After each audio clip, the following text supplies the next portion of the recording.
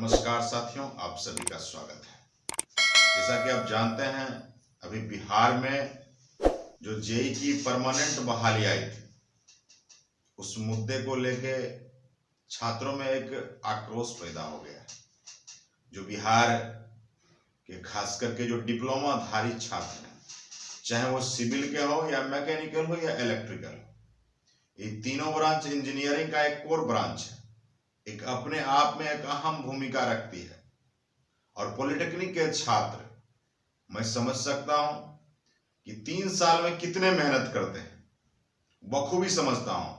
और पॉलिटेक्निक के छात्र को वही नहीं समझ पाते हैं जिन्हें बुद्धि का अभाव है। जैसे ये बिहार की निकम्मी सरकार ये पॉलिटेक्निक के छात्रों के साथ हमेशा मजाक करते आ रही है।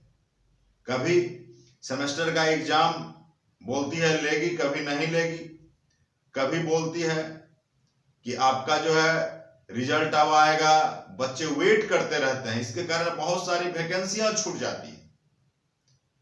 और 2019 के जो पास आउट छात्र हैं, उनके लिए एक भारी समस्या, उस समस्या को समझेंगे और समस्या का निदान कैसे मिलेगा, ये चीज इस वीडियो में दोस्त देखें। तो दोस्त, बिहार तकनीकी सेवा आयोग, बिहार तकनीकी सेवा आयोग एक बिहार सरकार की एक संगठन बनाई गई, एक एग्जामिनेशन बॉडी बनाई गई, बहाली का एक सिस्टम का एक बॉडी बनाया गया जो कि बिहार सरकार के द्वारा है, जिसे बीटीएससी भी लोग बोलते हैं, यानी बिहार टेक्निकल सेवा आयोग, यानी कमीशन, यानी सर्विस कमीशन। तो इसमें जो जेईई का सीट आया था, टोटल जेईई का जूनियर इंजीनियर का जो सीट आया था, सिविल ब्रांच, मैकेनिकल ब्रांच और इलेक्ट्रिकल ब्रांच को मिलाकर 6379, यानी आप कह सकते हो 6379 आपके सीट आए थे। यानी लगभग आप कह सकते हैं 6000 से ज्यादा सीट थे, तीनों ब्रांच को मिलाकर, सिविल, मैकेनिकल और इलेक्ट्रिकल, जो कि इंजीनियरिंग का एक कोर ब्रांच है।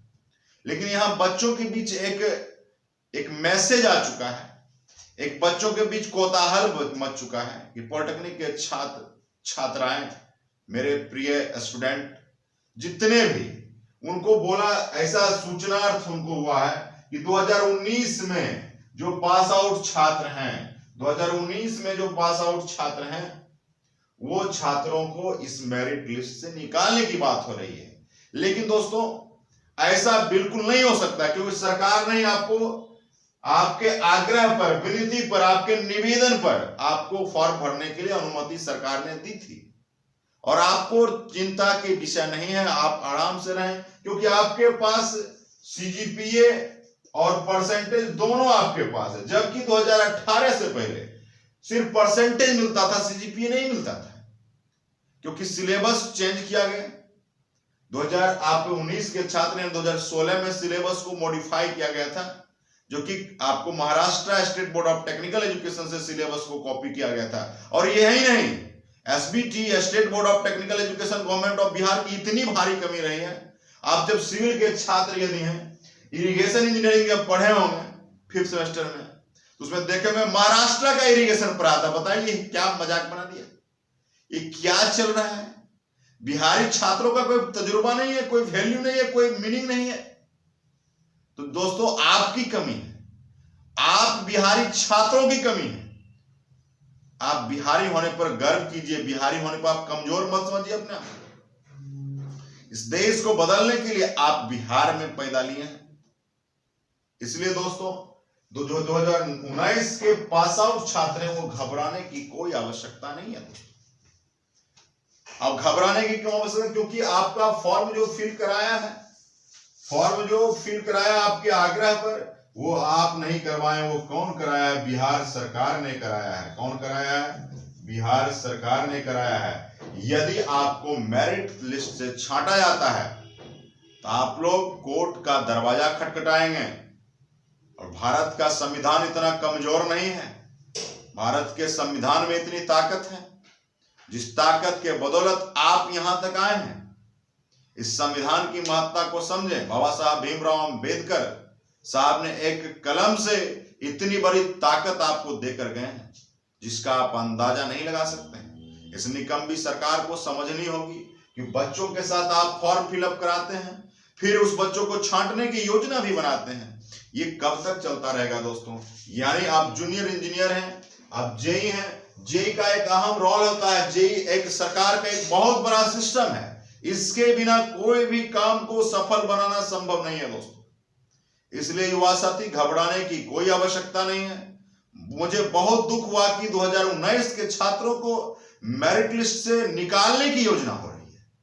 ये तो कदापि संभव नहीं है, और आप लोगों के साथ मैं था, हूं और रहूंगा। इसलिए दोस्तों, इसलिए टेंशन की कोई बात नहीं। मेरे बहुत सारे छात्रों को मैसेज आया, कॉल आया, सर कैसे होगा। दोस्तों घबराने की आवश्यकता नहीं है, क्योंकि ये फॉर्म फिलअप आप जबरदस्ती ना किए हैं। जबरदस्ती भारत के संविधान में नहीं होता है। भारत के संविधान में लॉ है, नियम है, सिस्टम है। उस सिस्टम से आपको बिहार सरकार ने फिर से 2019 वाले बच्चों को बीटीएससी में फॉर्म फिलअप कराया दोस्तों। इसलिए टेंशन का विषय नहीं है दोस्तों। मुद्दा है कि सरकार से नौकरी लेकर रहेंगे। आपको शायद पता नहीं होगा, पहले जेई का एग्जाम एसएससी कंडक्ट करती थी, और आपको पता होना चाहिए 2012 में एग्जामिनेशन हुई थी सबसे फर्स्ट टाइम जेई का। और आपको पता होना चाहिए इसकी ज्वाइनिंग 2018 में हुई है दोस्तों।